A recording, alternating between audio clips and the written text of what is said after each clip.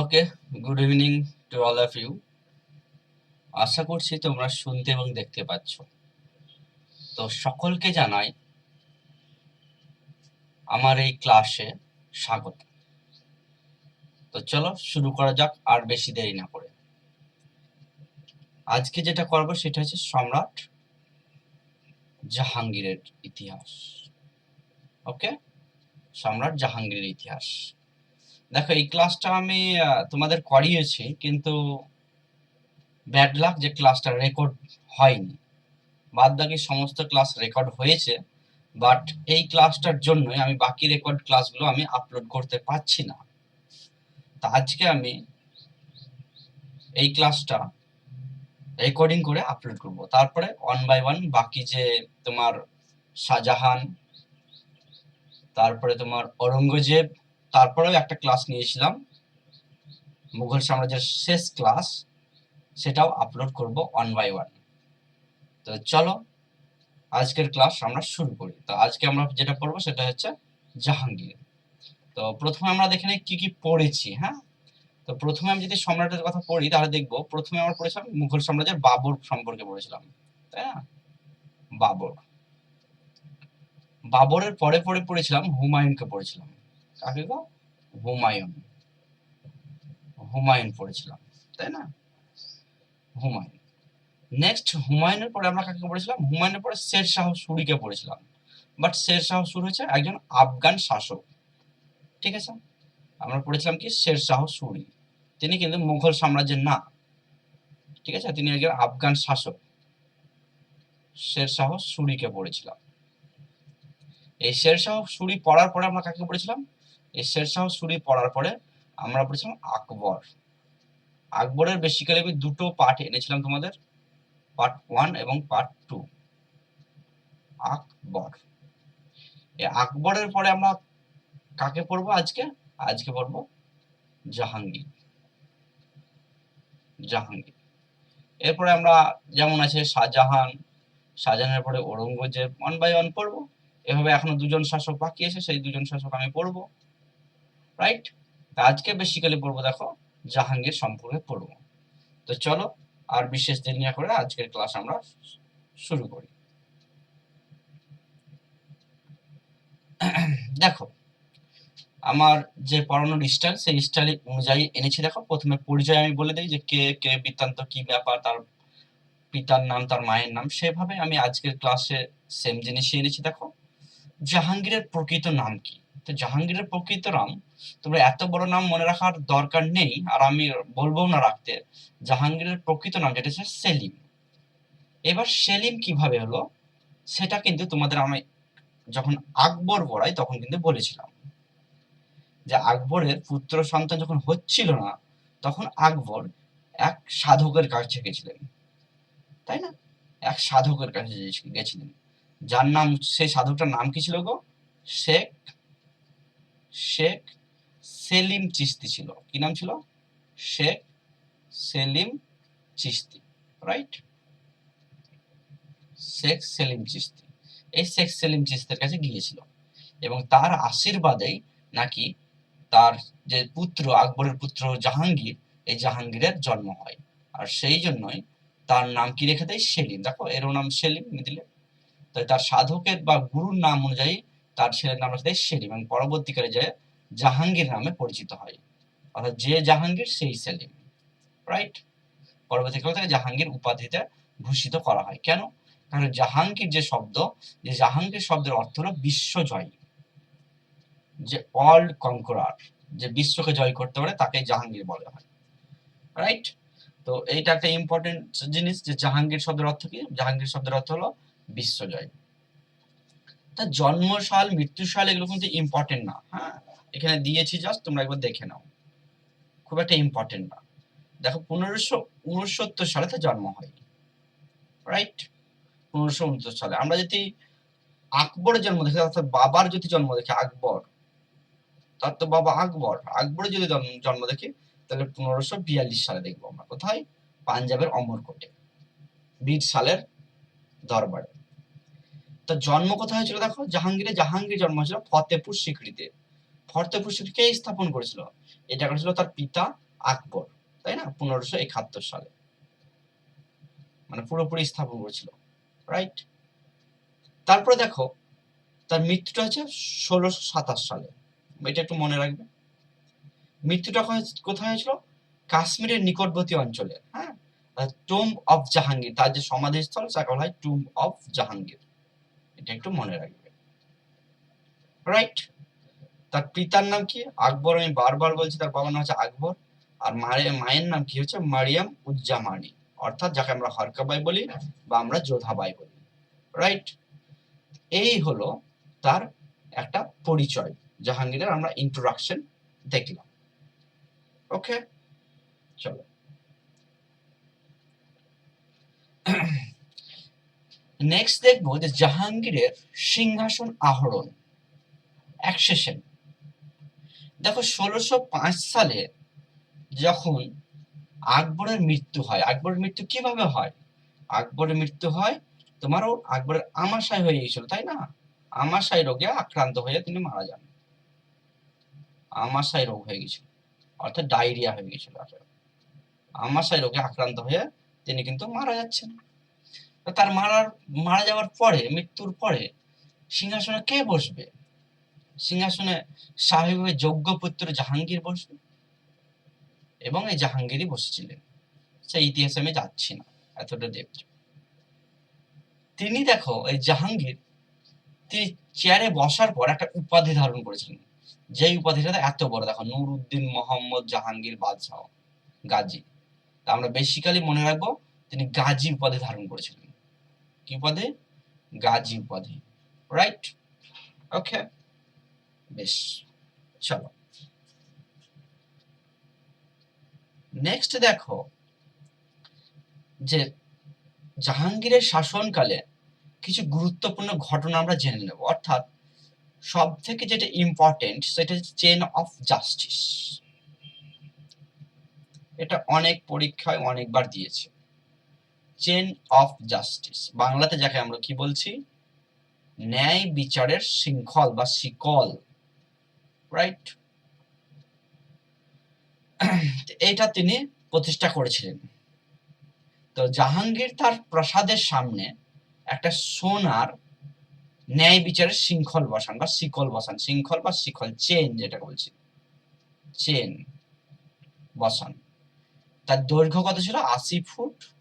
আর তার ঘন্টাটা, কটা ঘন্টা ছিল? 60টি ঘন্টা ছিল, ঠিক আছে। উদ্দেশ্য কি ছিল এই ঘন্টা মানে ঝুলিয়ে রাখা? চেন অফ জাস্টিস, শৃঙ্খল, একটা চেনের মাধ্যমে বিভিন্ন ঘন্টা ঝুলিয়ে রাখা হতো। উদ্দেশ্য ছিল প্রজারা সরাসরি বাদশাহের কাছে বিচার চাইতে পারতেন, মানে কোনো প্রজার সাথে কেউ যদি কোনো অন্যায় করে থাকেন বা অন্যায় করতো, তখন প্রজারা সেই ন্যায় পাওয়ার জন্য সেই চেনটাকে ধরে টান দিত। ফলে চেন টানা মানে কি? ঘন্টাগুলো বাজবে, আর ঘন্টাগুলো বাজলো মানে সেই ঘন্টাটা সেট করা ছিল আকবরের রুমে। আকবর তখন বুঝতে পারতো যে আমার সাম্রাজ্যে প্রজাদের সাথে বা কোনো প্রজার সাথে অন্যায় হয়েছে, তাই তিনি নিজে বা কারো কাকুতি, বেশিরভাগই নিজেই আসতেন, নিজে এসে তার প্রজার কাছে কথাগুলো শুনতেন, তার সাথে কি অন্যায় হয়েছে, কে অন্যায় করেছে, এবং তার উপযুক্ত বিচার ব্যবস্থা তাকে ন্যায় দিতেন। এইটাই হলো চেন অফ জাস্টিস, আকবরের সব থেকে ইম্পর্টেন্ট একটা ঘটনা বা একটা কাজ বলতে পারো, রাইট। বর্তমানে দেখবা আমাদের এখনকার যে সিএম ওয়েস্ট বেঙ্গলের, কি নাম গো? শুভেন্দু অধিকারী, ঠিক বললাম? শুভেন্দু অধিকারী। এই শুভেন্দু অধিকারী দেখবা একটা সিস্টেম চালু করেছে বর্তমানে, আজকেই মনে হয় সম্ভবত এই দরবার প্রথম বসলো, সেটা হচ্ছে জনতার দরবার। জনতার দরবার, দরবার, জনতার দরবার বলে একটা তিনি সিস্টেম বা একটা বলতে পারো একটা প্রথা চালু করলো, যেখানে কি হবে? যেখানে আমাদের পশ্চিমবঙ্গের কারোর সাথে যদি কোনো অন্যায় হয় বা পশ্চিমবঙ্গের কারো যদি কোনো আপত্তি থাকে বা কারো কোনো অ্যাপিল থাকে, সে সরাসরি গিয়ে মুখ্যমন্ত্রী শুভেন্দু অধিকারীর কাছে গিয়ে কথা বলতে পারবে, তার তার সাথে তার যে চাহিদা, সেই চাহিদাগুলো বলতে পারবে, কি করা উচিত, তার যে প্রবলেম, তার প্রবলেমের কথা কিন্তু শুভেন্দু অধিকারী শুনবেন। আজকে যেমন আমরা দেখলাম যে অনেকেই গেছিল, অনেকজন তার প্রবলেম গেছিল, তার প্রবলেমগুলো শুভেন্দু অধিকারী শুনেছেন এবং অনেকজনের সলিউশন দিয়েছেন, যেটা পারবে না সেটা বলেও দিয়েছেন যে এটা সলিউশন আমার দ্বারাই হবে না, এটা আমার কিছু করার নেই। এটা শুভেন্দু অধিকারী বর্তমানে এটা করেছেন। তার অনেক আগে দেখো এই জাহাঙ্গীর কিন্তু চেন অফ জাস্টিস একই সিস্টেম চালু করেছিলেন, রাইট? তো প্রজারা সরাসরি তাদের বিচার কিন্তু এই চেন অফ জাস্টিসের মাধ্যমে পেতেন, ঠিক আছে? তো এটা মুঘল প্রশাসনের ন্যায় বিচারের একটা প্রতীক। হ্যাঁ, মুঘল প্রশাসনের ন্যায় বিচারের প্রতীক কিন্তু এরকম কিন্তু আর আমরা দেখতে পাইনি এখন পর্যন্ত, যে পড়ালাম এবং পাবো না। এটাই একটা ন্যায় বিচারের একটা প্রতীক, যেটা হচ্ছে চেন অফ জাস্টিস। কি গো? Chain of justice, right? Okay, তাহলে ইম্পর্টেন্ট একটা তার ঘটনা, তার শাসনকালে আমরা দেখলাম। নেক্সট চলো, এই যে এখানে ছবি এনেছি দেখো, ছবির মাধ্যমে ছবিটা হয়তো ভালো বোঝা যাচ্ছে না। দেখো এই যে এটা হচ্ছে একটা চেন, এটা হচ্ছে একটা কি চেন, চেন। এই চেনটা সেট করা একটা রুমে, দেখো এই যে রুম যেখানে তোমার জাহাঙ্গীর আছে, এই রুমের মধ্যে ঘন্টা, এগুলো ঘন্টা বাঁধা আছে, 80টা না 60টা ঘন্টা দেখলাম, 60টা ঘন্টা বাঁধা আছে। এই প্রজারা ধরে টানতো, তাদের সামান্য হতো, তখন ও সরাসরি নেমে এসে এখানে বিচার ব্যবস্থা করতো। হ্যাঁ, এই হলো প্রজা, এই হলো জাহাঙ্গীর, এখানে আসবে, এসে তাদের কথা শুনবে এবং তাদেরকে ন্যায় দেবে, ঠিক আছে? এই হলো চেন অফ জাস্টিসের একটা পিকচার তোমরা দেখতে পেলে, রাইট? ওকে, নেক্সট দেখো, তিনি সিংহাসনে বসার পরপরই দেখো 12টা ফরমান বা 12টা আদেশ তিনি জারি করেছিলেন। যেমন শুভেন্দু অধিকারী আমরা দেখছি তিনি সিংহাসনে বসেই, সিংহাসন বলাটা বল, মুখ্যমন্ত্রী পদে বসেই তিনি আজকে 15 দিন হয়তো বসা হলো, 15টা ফরমান তিনি জারি করে দিয়েছেন, রাইট? তো জাহাঙ্গীরও ঠিক সেই রকমই 12টি ফরমান তিনি জারি করেছিলেন। তার মধ্যে আমরা ইম্পর্টেন্ট দেখব এটা, যে তিনি মদ বিক্রি সীমিত করে দিয়েছিলেন, অর্থাৎ মদ বিক্রির উপর প্রতিবন্ধ লাগিয়ে দিয়েছিলেন। কিন্তু নিজে একজন কি ছিলেন? নিজে একজন বড় মাতাল ছিলেন, বলতেও খারাপ লাগে কিন্তু না বললেও না, জাহাঙ্গীর নিজে একটা বড় মাতাল ছিল, প্রচুর পরিমাণে ড্রিঙ্ক করত, প্রচুর প্রচুর পরিমাণে, ঠিক আছে? এবং অন্যায় কর নিষিদ্ধ করেছেন, দেখো অন্যায়মূলক যে করগুলো নেওয়া হতো, ট্যাক্স নেওয়া হতো, সেগুলো নিষিদ্ধ করেছে। অপরাধের কঠোর শাস্তি দিতেন তিনি, সাধারণ মানুষের সুরক্ষা, এছাড়াও অন্যান্য ছিল ইটিসি, যেগুলো ইম্পর্টেন্ট না, আমি সেই জন্য এখানে তোমাদের নিয়ে আসি। এটা হচ্ছে মদ বিক্রির প্রতি প্রতিবন্ধকতা বা সীমিত করেছিলেন তিনি, রাইট? ওকে, চলো। আকবর যেমন রাজপুত নীতি ফলো করেছিলেন, ঠিক সেরকমই জাহাঙ্গীরও বাবার মতো রাজপুত নীতি ফলো করার চেষ্টা করেছিলেন। আর সেই রাজপুত নীতির প্রয়োগ করেই তিনি দেখো মানবাইকে বিয়ে করেছিলেন, মানবাই, রাইট? মানবাই, তারপরে দেখো জগৎ বাইকে বিয়ে করেছিলেন, দুজন স্ত্রী। এবং পরবর্তীকালে দেখো প্রপোজাল দিয়ে 1911 সালে মেহেরুন্নিসাকে বিয়ে করেছিলেন। মেহেরুন্নিসা হচ্ছে একজন উইডো, উইডো মানে কি? বিধবা, বিধবা অফ ইরান, ইরানের একজন বিধবা মহিলাকে তিনি বিয়ে করেছিলেন। তার হলো 3টা বউ তার, মানবাই একটা, একটা মানবাই, একটা জগৎ বাই, তাই না? এই দুজনকে পরবর্তীকালে তিনি মেহেরুন্নিসাকে বিয়ে করেছেন। এছাড়াও তার একটা গার্লফ্রেন্ড ছিল, জানো? দেখো নিচে লিখেছি আমি, গার্লফ্রেন্ড জিএফ, তার নাম হচ্ছে আনারকলি। আনারকলিকেও তিনি ভালোবাসতেন, একটা অবৈধ সম্পর্ক বলতে পারো। আনারকলিকেও তিনি ভালোবাসতেন, ভাবো কতটা মেয়ে ছড়াছড়ি তার জীবনে, কত নারী, ঠিক আছে? তো বাদশাহ হয়ে তার এই কাজগুলো করা একদমই উচিত হয়নি। মুঘল সাম্রাজ্যের পতনের কারণ হিসেবে আমরা এটাকে ধরতে পারি। কিন্তু তো মানবাই জগৎবাই তার স্ত্রী প্রথম দিকে ছিল,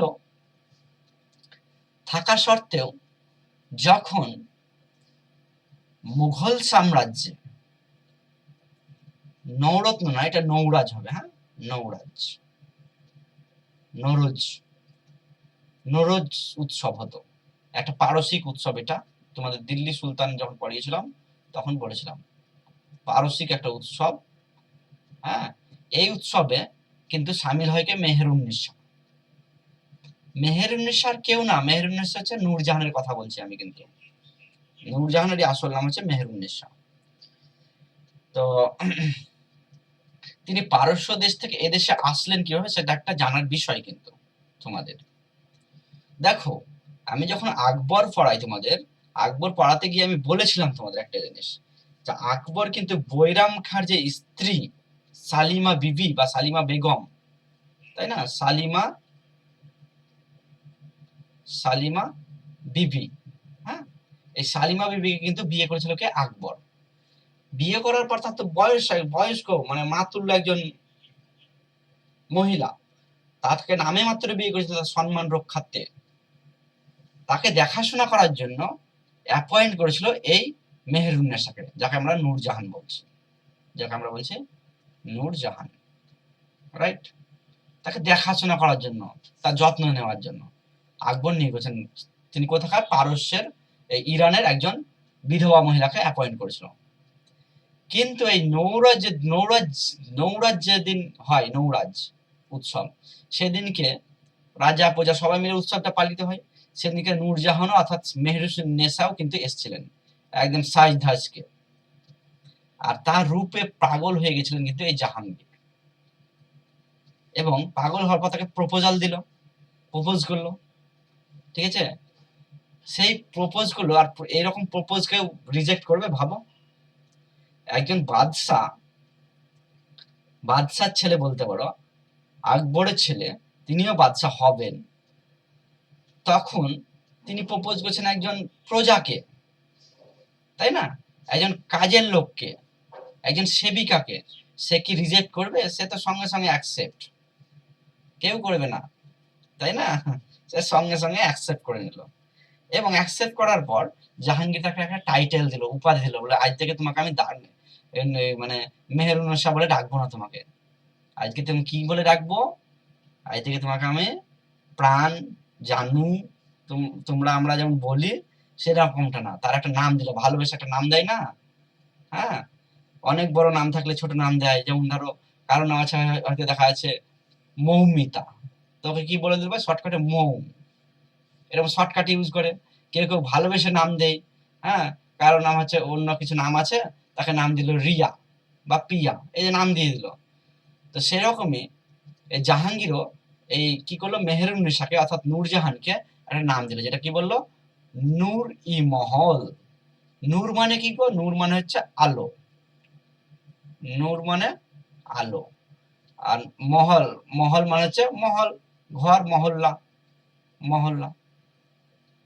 তো এই বলছে মহলের আলো, এই ঘরের আলো হচ্ছে তুমি, নূর ই মহল, এই উপাধি দিল।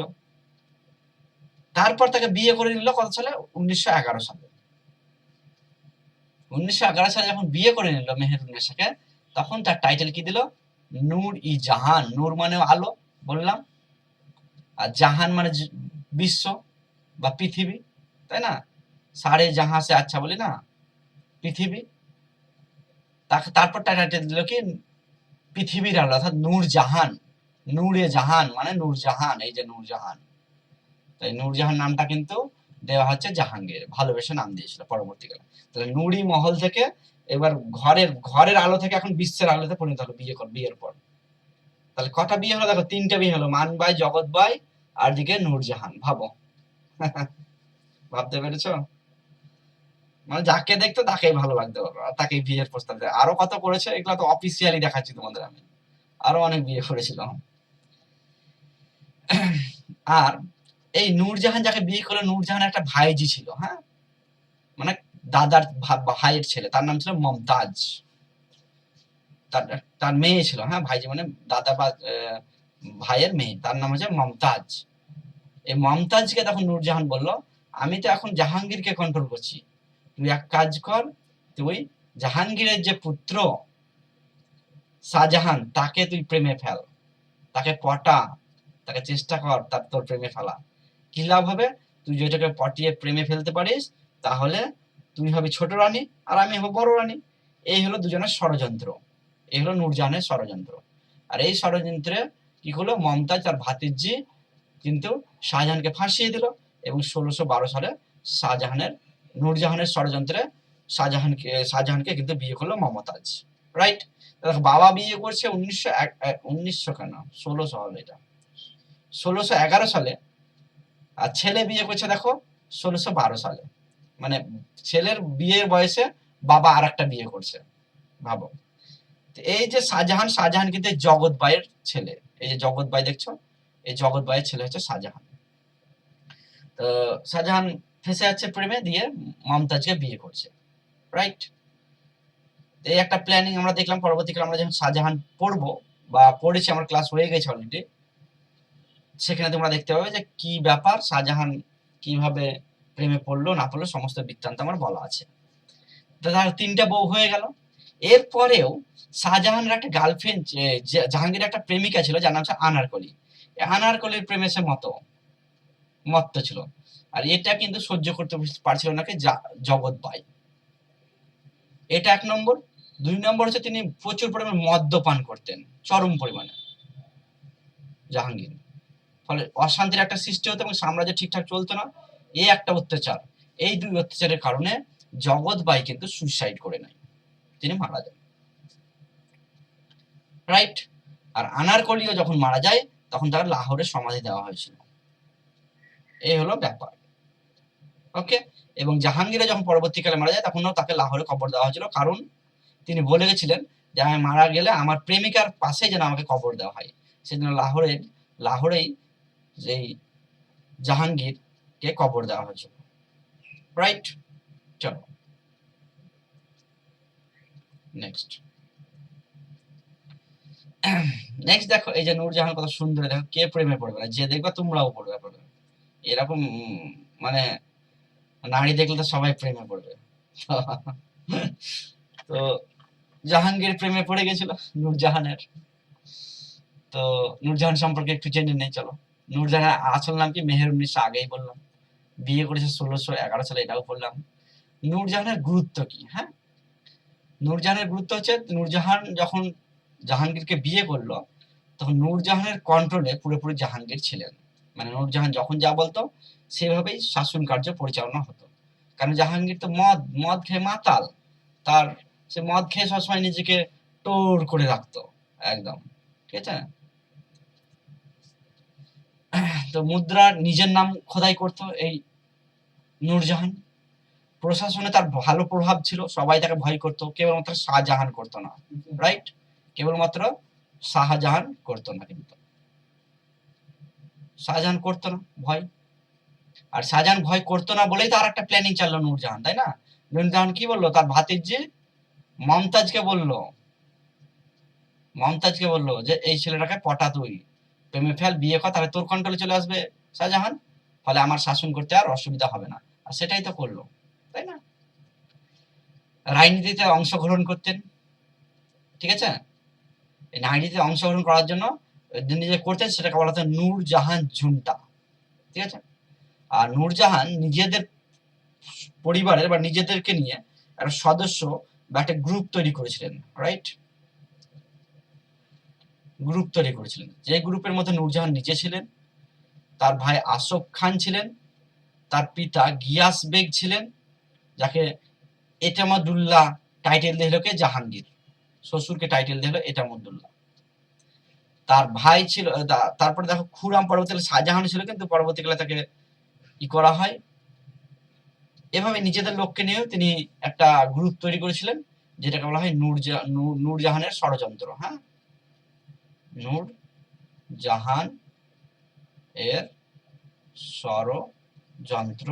এই ষড়যন্ত্রের মাধ্যমে তিনি কি করতেন? পুরো শাসন কার্য পরিচালনা করতেন, ঠিক আছে। নূরজাহান ঝুন্টা, রাইট। এই যে গিয়াস বেগকে দেখছো, অর্থাৎ জাহাঙ্গীরের শ্বশুর, তার নাম হচ্ছে এটামুদ্দৌলা, তার টাইটেল দিল। এটামুদ্দৌলা যখন মারা যায় তখন জাহাঙ্গীর কি করলো? একটা কবর বা সমাধি স্থল স্থাপন করেছিল, কার নির্দেশে?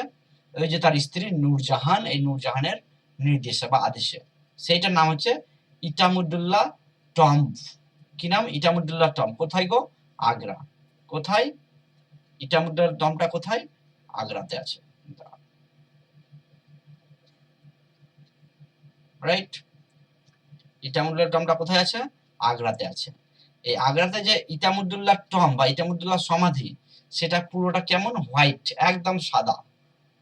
এই মুঘল সাম্রাজ্যের প্রথম সাদা, মানে সাদা রঙের একটা স্মৃতিসৌধ, সেটা হচ্ছে ইটামুদ্রা টম্ব। এর পরবর্তীকালে কি তৈরি করেছিল, শাহজাহান তৈরি করবে কি, তাজমহল। তাজমহল, রাইট। তো তাজমহলের মধ্যে আমরা ইটামুদ্দৌলার কিছু ধাঁচ দেখতে পাবো, রাইট। তো ডব্লিউবিসিএস একবার প্রশ্ন এসেছিল তোমাদের যে নূরজাহানের প্রকৃত নাম কি, সেটা তো পড়লাম মেহেরুন্নেসা, তাই না, এটা তো পড়েছি, রাইট। এই গেল সুন্দরী নূরজাহানের বেসিক গল্প, বেসিক কনসেপ্ট। নেক্সট দেখো, খুসরোর বিদ্রোহ দেখবো। কি দেখবো গো, খুসরোর বিদ্রোহ, রাইট। খুসরোর বিদ্রোহ দেখবো। তো খুসরো কে ছিলেন সেটা তোমাকে জানতে হবে। একটু আগে আমি দেখালাম তোমাদের, এই যে মানবাই, জগৎবাই, জগৎবাইয়ের ছেলে তো মানে শাহজাহান। এই মানবাইয়ের ছেলে হচ্ছেন কে, খুসরো। মানবাইয়ের ছেলের নাম হচ্ছে কি, খুসরো, রাইট। হ্যাঁ, এখানেই তো। তাহলে খুসরোকে, মানবাই হচ্ছে বড় বউ, আর বড় বউয়ের ছেলে বড় বড় ছেলে, তাই না।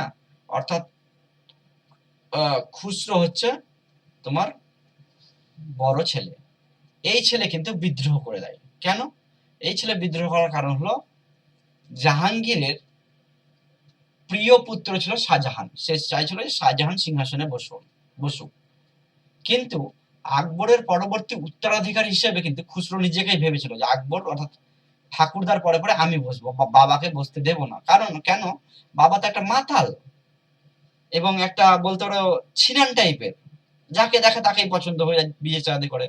তো বাবা যোগ্য না, বাবার পরে বাবাকে বসতে দেবো না, আমিই বসবো। কিন্তু জাহাঙ্গীর তো সেটা করেনি, জাহাঙ্গীর নিজে বসেছিল।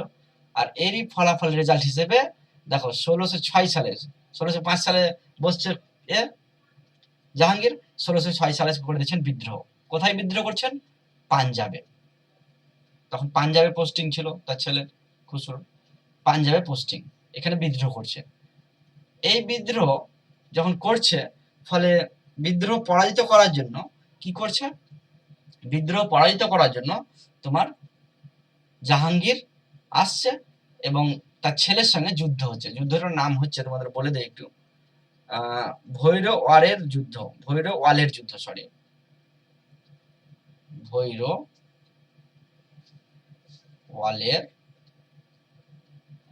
যুদ্ধ, রাইট। বাপ বেটার মধ্যে যুদ্ধ হচ্ছে, এই যুদ্ধ 1606 সালে, রাইট।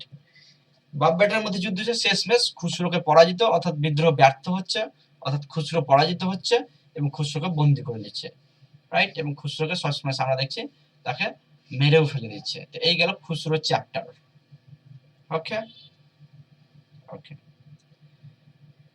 কিন্তু এই যে খুসরো যখন বিদ্রোহ করে, খুসরোকে বিদ্রোহ সাপোর্ট করেছিল কি জানো, খুসরোকে বিদ্রোহে সাপোর্ট করেছিল দেখো, খুসরোকে বিদ্রোহ করতে সাপোর্ট করেছিল দেখো গুরু অর্জুন দেব।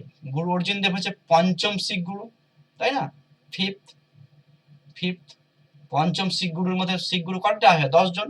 10 জনের মধ্যে এই যে পঞ্চম শিখ গুরু, এই পঞ্চম শিখ গুরু হচ্ছে গুরু অর্জুন দেব। এই গুরু অর্জুন দেব কিন্তু খুসরোকে বিদ্রোহের সাপোর্ট করেছিল। আর কি করেছিল, মানসিং, মানে সিং আছে, মানসিং হবে,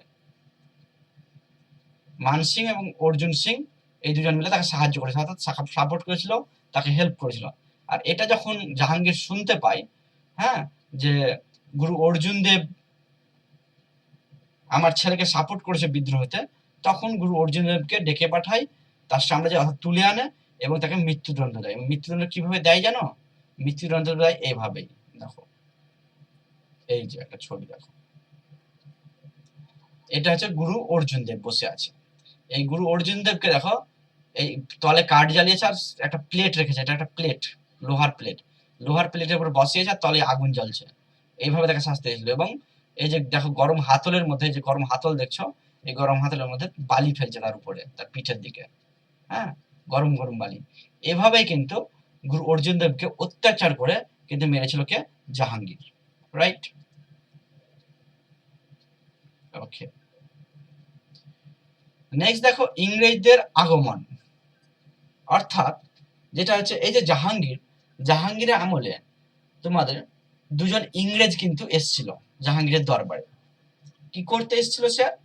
এরা দুজন এসছিল মেনলি তোমার ব্যবসা বাণিজ্যের জন্য সুবিধা লাভ করার জন্য, অর্থাৎ ব্যবসা বাণিজ্য রিলেটেড কথাবার্তা বলার জন্য। কিন্তু এই যে ক্যাপ্টেন উইলিয়াম হকিংসকে দেখছো, ক্যাপ্টেন উইলিয়াম হকিংস, এই ক্যাপ্টেন উইলিয়াম হকিংস আসার কথা ছিল তোমার আকবরের আমলে। ইংরেজরা ওকে আকবরের আমলে যেতে বলেছিল, আকবর যখন সিংহাসনে ছিলেন। তো ও সরাসরি এসে রাজদরবারে এসে জাহাঙ্গীরকে বলছে মহান সম্রাট আকবর আপনাকে ধন্যবাদ, মানে আপনাকে নমস্কার জানাই যখন বলছে। তখন জাহাঙ্গীর বলছে আরে আকবর কে? আকবর তো আমার বাবা, বাবা তো মারা গেছে অনেকদিন আগে, 3 বছর হয়ে গেল, আমি তো জাহাঙ্গীর। মানে ও ধরেছিল, ভাবছে যে এখনো আকবরই আছে, ঠিক আছে। অর্থাৎ তিনি যে এসে পৌঁছেছেন জাহাঙ্গীরের আমলে সেটা তিনি ভুলে গেছেন বা জানতেন না তিনি। তো উইলিয়াম হকিংস যিনি, বা ক্যাপ্টেন হকিংস যাকে বলা হয়, তিনি 1609 না, এটা 1608 হবে, হ্যাঁ 1608 সালে তিনি এসেছিলেন জাহাঙ্গীরের আমলে ব্যবসা বাণিজ্য কিছু সুবিধা লাভ করার জন্য। কিন্তু তিনি ব্যর্থ হন। প্রথমে এসেই তো তিনি বলছেন নমস্কার আকবর, সম্রাট আকবর। তো আকবর তো নয়, এটা তো একটা মন গলে যায়। দ্বিতীয়ত হচ্ছেন তিনি মানে ফরাসি ভাষা জানতেন না, এটা আর একটা অসুবিধা। তো এই সমস্ত কারণ তার সঙ্গে জমেনি, ফলে রিজেক্ট করে দেয়, তার আবেদন কিন্তু নেয়নি। এটা তোমাদের আপার প্রাইমারি টেট 2016 সালে দিয়েছে কিন্তু, হ্যাঁ আপার প্রাইমারি টেট 2016 সালে এই কোশ্চেনটা দিয়েছে যে ক্যাপ্টেন হকিংস কার আমলে এসেছিলেন, সেটা হচ্ছে জাহাঙ্গীরের আমলে। তো এতে ব্যর্থ হয়ে গেল। নেক্সট কে আসলো? আরেকজন আসলো, দেখো স্যার টমাস রো আসলো, ঠিক আছে। জেমস ওয়ান পাঠিয়েছিল, এগুলো আলাদা ব্যাপার। 1615 সালে এসেছিলেন তিনি, এবং তিনি শেষমেশ কি হয়, সফলতা লাভ করেন। আমরা দেখলাম সফলতা অর্জন করছে, সফলতা অর্জন কিন্তু করছে, অর্থাৎ ব্যবসা বাণিজ্যের জন্য তিনি ছাড়পত্র পাচ্ছেন, রাইট। ইস্ট ইন্ডিয়া কোম্পানির ব্যবসা বাণিজ্যের সুবিধা কিন্তু লাভ করছে এই স্যার টমাস রো। তাহলে তিনি একজন ব্রিটিশ দূত, তাই না? তিনি শেষমেশ সাকসেস হবে। কিন্তু উইলিয়াম হকিংস কিন্তু ব্যর্থ হয়েছিলেন। দুটো প্রশ্নই দেয় তোমাদের আপার টেটে, ক্যাপ্টেন হকিংস দিয়েছে, এবার দিতে পারে স্যার টমাস রো, তাই না?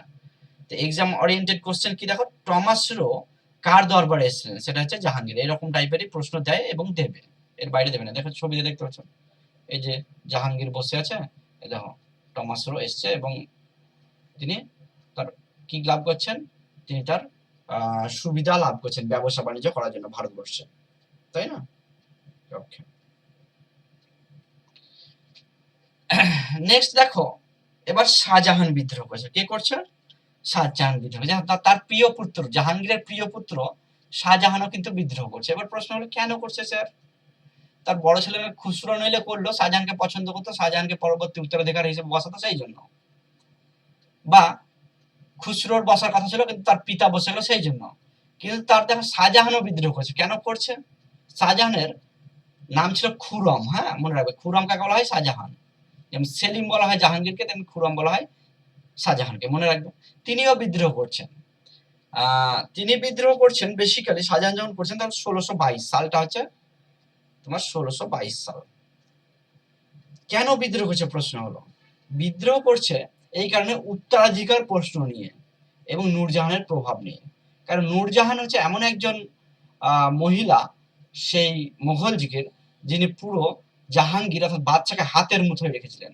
তিনি চাইলে, হ্যাঁ তিনি চাইলে দিন হতো, তিনি চাইলে রাত হতো, এরকম একটা ব্যাপার। মানে জাহাঙ্গীরকে যা বলতো সেটাই শুনতো। নূরজাহানের প্রভাব অনেক ছিল। তাই নূরজাহান কি করেছিল জানো? নূরজাহান তো একটা বিধবা ছিল, বিধবা মেয়ে ছিল প্রথমে, তাই না? তো নূরজাহান যে বিধবা একজন মহিলা ছিল, তার তো একটা কন্যা ছিল।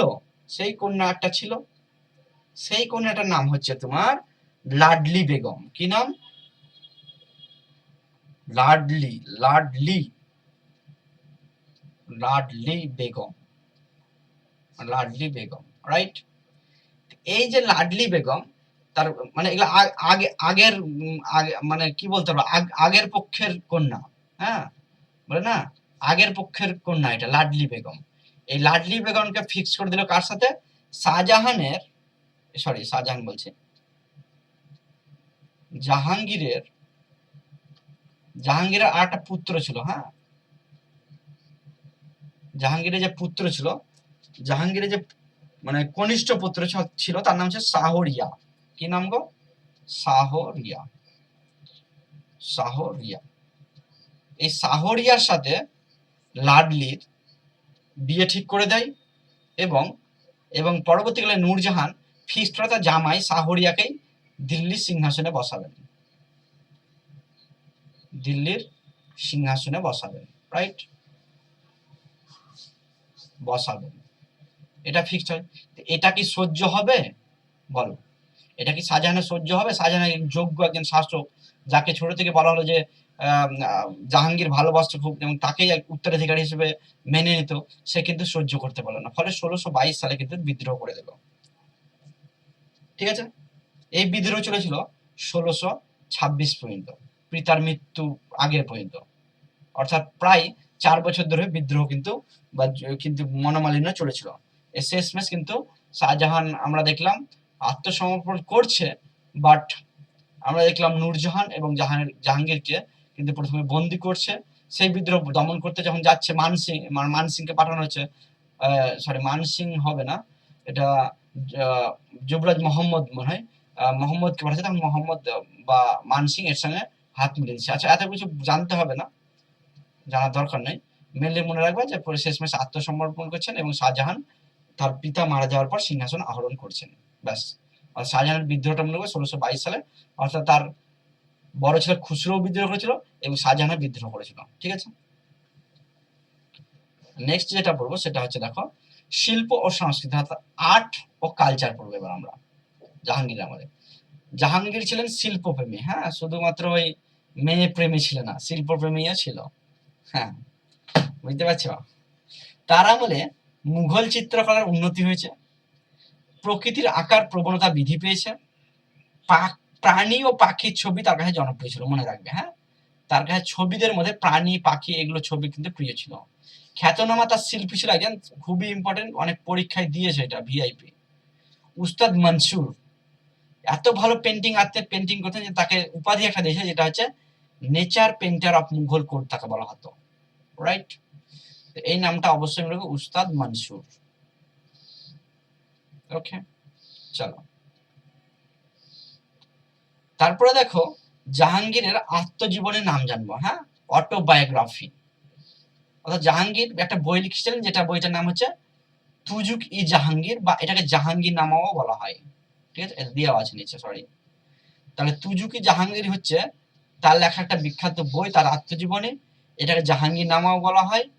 এতে কি জানা যায়? প্রশাসন সম্পর্কে জানা যায়, তার রাজনীতি সম্পর্কে জানা যায়, ব্যক্তিগত জীবন, অর্থাৎ তিনি যে প্রেম ভালোবাসা, কটা বিয়ে করেছেন, শাদী করেছেন, তিনি মদ্যপান খেতেন, সমস্ত বিষয় কিন্তু জাহাঙ্গীর নামা সম্পর্কে বই থেকে জানা যায়। তো জাহাঙ্গীর নামা কার লেখা? এটা হচ্ছে তোমার জাহাঙ্গীর, এই যে জাহাঙ্গীর নামার ছবি দেখা এনেছি, অটোবায়োগ্রাফি। ওকে, যেমন বাবরের কি ছিল? বাবরের ছিল বাবর নামা, হ্যাঁ, বাবরের ছিল বাবর নামা, আকবরের ছিল আকবর নামা, তাই না? সেরকমই হুমায়ুনের ছিল হুমায়ুন নামা, তাই না? সেরকমই জাহাঙ্গীর হয়েছে জাহাঙ্গীর নামা। দেখো বাবরের বাবর নামা নিজে লিখেছে, বাবর নামা, বাবর নামা, এটা তো বাবরের, তাই না? এটা তো বাবরের, বাবর নিজে লিখেছে বাবর নামা। তারপর দেখো হুমায়ুন নামা, হুমায়ুন নামা কিন্তু হুমায়ুন নিজে লেখেনি, হুমায়ুন নামা এটা কে লিখেছে? তার বোন গুল বদন বেগম এ লিখেছে। তারপর দেখো আকবরের আকবর নামা, আকবর নামা, আকবর নামা কে লিখেছে? আকবর নামা আবুল ফজল, আবুল ফজল, ফজল। ওকে, তারপরে দেখো জাহাঙ্গীর নামা পড়ছি আমরা, তাই না? জাহাঙ্গীর নাম, ওকে, এটাকে জাহাঙ্গীর নিজে লিখছে। এই কয়েকটা বই আমরা এক জায়গায় দেখে নিলাম। ওকে, চলো নেক্সট দেখো আকবরের ধর্মনীতি সম্পর্কে যদি দেখি, তাহলে তিনি ছিলেন একজন ধর্ম সহিষ্ণু, বলাটা ভুল হবে, কেননা আমরা দেখলাম তিনি কঠোরতা ছিলেন। যেমন গুরু অর্জুন দেবকে কিভাবে শাস্তি দিয়ে মারলেন সেটা আমরা দেখলাম তার ছেলেকে হেল্প করার জন্য, তাই না? এগুলো ইম্পর্টেন্ট না তোমাদের জন্য। তারপরে তিনি মারা যাচ্ছেন দেখো জাহাঙ্গীর বয়সের চাপে পড়ে 1627 সালে। এবং পরবর্তীকালে সম্রাট কি হচ্ছে? শাহজাহান, যাকে আমরা কি বলছি, তার আসল নাম কি? খুরম। খুরম, রাইট? তাহলে আমরা বুঝতেই পারছি এবার কি ছিল চালু হবে। এবার নেক্সট ক্লাসে আমাদের শুরু হবে শাহজাহান। ওকে, তারপরে কি চালু হবে? শাহজাহানের পরে ঔরঙ্গজেব চালু হবে। ঔরঙ্গজেব। তাহলে আমাদের ক্লাস শেষ। তা আমি শাহজাহান ঔরঙ্গজেব কিন্তু করিয়ে দিয়েছি, এটা রেকর্ডিং হয়নি বলে আজকে রেকর্ডিং করলাম। এটা রেকর্ডিংটা আমি আপলোড করে দেবো। এই ঔরঙ্গজেবও পড়া হয়ে গেছে, এবং ঔরঙ্গজেবের পরেও একটা ক্লাস নিয়েছি তোমার, যেটা মুঘল যুগের লাস্ট ক্লাস বলে আমার থাম্বনেল আছে। হ্যাঁ, মুঘল যুগের লাস্ট ক্লাস, এরকম করে আমি একটা ক্লাস নিয়েছি। হ্যাঁ, একদম ফিনিশিং ক্লাস। এই ক্লাসগুলো করলে আর কিছু পড়ার দরকার নেই, কোনো বই পড়ারও দরকার নেই। তোমার যে কোনো পরীক্ষা দাও, একদম চোখ মুখ বন্ধ করে তুমি পরীক্ষা দাও, কোশ্চেন এর বাইরে কোনো কোশ্চেন হতে পারে না এবং হবেও না। এই মুঘল যুগের লাস্ট ক্লাসে পড়াতে গিয়ে আমি একটা জায়গায় একটু মিস্টেক করেছিলাম, যেটা আমি বলে দিই তোমাদের, যে ঔরঙ্গজেবের স্ত্রীর নাম, স্ত্রী মানে বউ, সেটা হচ্ছে দিলরাস বানু বেগম। দিলরাস বানু বেগম। তো সেখানে আমি দিলরাস বানু না বলে আমি আরজুমান বানু বেগম বলেছিলাম। আরজুমান বানু বেগম কার নাম? এটা বলেছিলাম, আরজুমান বানু। আরজুমান বানু কার নাম? আরজুমান বানু হচ্ছে মমতাজের নাম। তো আমি একটু উল্টো বলে দিয়েছিলাম, আমি বলেছিলাম যে ঔরঙ্গজেবের স্ত্রীর নাম হচ্ছে আরজুমান বানু, এটা না। হ্যাঁ, এটা একটু মিস্টেক হয়ে গেছিল আমার, এটা ভুল হয়ে গেছিল। এটা অ্যাকচুয়ালি আরজুমান বানু হচ্ছে তার মায়ের নাম, আর স্ত্রীর নাম হচ্ছে দিলরাস বানু বেগম। আর দিলরাস বানু বেগমের রিকোয়েস্টে কি করেছিল, একটা তাজমহলের মতো একটা স্মৃতিসৌধ স্থাপন করেছিল বা সমাধি স্থাপন করেছিল, যেটাকে আমরা কি বলছিলাম? বিবিকা মাকবারা, তাই না? পড়িয়েছি, তোমরা দেখবা। হ্যাঁ, বিবিকা মাকবারা। এটা একটু তোমরা, আমি বলে দিলাম, আমি একটু মিস্টেক বলে দিয়েছি। হ্যাঁ, ভুলবশত, একটু ম্যানেজ করে নেবে। ওকে, তারপরে দেখো জাহাঙ্গীরের গুরুত্বপূর্ণ কিছু সাল যেগুলো আমরা পড়ে নিয়েছি অলরেডি। দেখো, এটা ইম্পর্টেন্ট না, পড়ার দরকার নাই। হ্যাঁ, জন্মটা দেখো, সম্রাট হচ্ছেন কত সালে? ইম্পর্টেন্ট, 1605 সালে, যখন আকবর আমাশাই মারা যাচ্ছেন তখন সম্রাট হচ্ছেন। 1606 সালে দেখো খুসরো বিদ্রোহ করছে, তার যে বড় ছেলে খুসরো, সেই বিদ্রোহ দমন করছেন জাহাঙ্গীর, তাই না? 1606 সালে দেখো অর্জুন সিংকে মারছে, কেন মারছে? কারণ এই খুসরোকে হেল্প করেছিল, তাই না? খুসরোকে হেল্প করেছিল সেই জন্য। 1609 সালে না 8 সালে, আমি বললাম 8 সালে হচ্ছে উইলিয়াম হকিং এসেছিল ব্যবসা বাণিজ্যের সুবিধা লাভ করার জন্য ভারতবর্ষে। 1611 সালে দেখো নূরজাহানকে বিয়ে করছে। নূরজাহান কথার অর্থ কি? জগতের আলো, তাই না? 1615 সালে দেখো টমাস বা থমাস বলা হয়, টমাসও বলা হয়, টমাস রো বা থমাস রো আগমন হয়েছে ভারতবর্ষে। তিনি সাকসেস হয়েছিলেন, তিনি সফলতা পেয়েছিলেন। সফলতা মানে তিনি ব্যবসা বাণিজ্যের জন্য ছাড়পত্র পেয়েছিলেন ভারতবর্ষে। কিন্তু এই যে দেখছি উইলিয়াম হকিন্স, তিনি কিন্তু ঘুরে যেতে হয়েছিল, তিনি কিন্তু সফল হয়নি। 1627 সালে তার মৃত্যু হচ্ছে, আর তার মৃত্যুর পরে কে সিংহাসনে বসছেন? তার পুত্র শাহজাহান। নেক্সট ক্লাস শাহজাহান, তোমরা দেখতেই বা বুঝতে পারছো। ওকে, পরীক্ষায় কি কি প্রশ্ন এসছে তোমার, আমি অনলাইনের হিসেবে এখানে এনেছি, এগুলো সব কিন্তু বিভিন্ন পরীক্ষায় এসছে। হ্যাঁ, ভেরি ইম্পর্টেন্ট ফ্যাক্ট, বিকজ এই সমস্ত প্রশ্নগুলো বিভিন্ন পরীক্ষা আসছে, বলতে পারো এগুলো সব PYQ। ঠিক আছে, দেখো জাহাঙ্গীরের প্রকৃত নাম সালিম, বা এটাকে সেলিম। হ্যাঁ, সোজা কথায় সেলিম বলছে। জাহাঙ্গীর কথার অর্থ কি? বিশ্বজয় বা বিশ্বজয়, ওয়ার্ল্ড কনকরার। জাহাঙ্গীরের আত্মজীবনের নাম কি? তুজুকি জাহাঙ্গীর, বা আর একটা কি বলছে? জাহাঙ্গীর নামা, রাইট? আর নূরজাহান, দেখো নূরজাহান হচ্ছে জাহাঙ্গীরের স্ত্রী, তার প্রকৃত নাম কি? মেহেরুন্নেসা, তাই না? মেহেরুন্নেসা একজন ইরানের একজন বিধবা মহিলা, এই নামেই তো এসেছিলেন তিনি, ইরানের বিধবা মহিলা। তাকে তো অ্যাপয়েন্ট করেছিল যে সালিমা বিবির দেখাশোনা করার জন্য।